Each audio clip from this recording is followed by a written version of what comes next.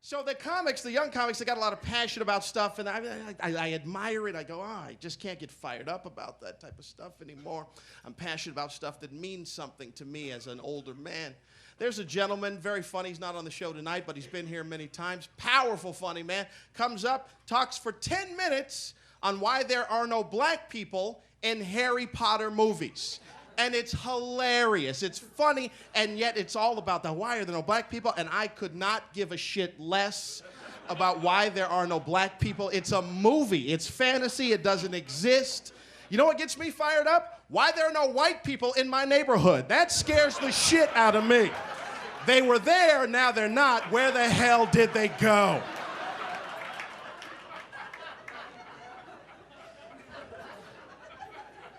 So why don't I go ahead and talk about the other stuff that bother.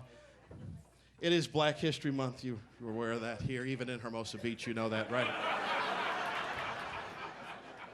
Good to see you out.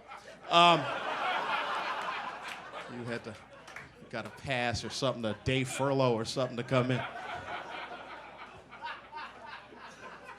It's always February. It's always Black History Month. And man, what a different month this was. Holy shit. That Chris Dorner has ruined Black History Month for everyone. And if black people keep acting like that, next year it's only going to be a week. That's what's going to happen if you keep doing that type of stuff. It's insane. Let me tell you something about this whole thing with the Dorner. It's a tragedy, but I found some odd stuff about it. There seems to be a lot of sympathy going on for this man as compared to other people that would have done this, and I think I know why, is because what he did, that's not a black crime. And it does not fit in the profile of what black crime is. And there is a profile. So people go, ooh, there might be something to this as the far. Because black people don't target people and then go on a shooting spree. That's not what black people do. If you said, oh, there's a news story. He robbed a liquor store, took some money and a grape soda. You're like, all right, well, that's a black dude who did that. But this dude, he did stuff that was not black, and people are like, well, there might be something here. First of all, he wrote a manifesto. There is not a brother alive that ever wrote a manifesto.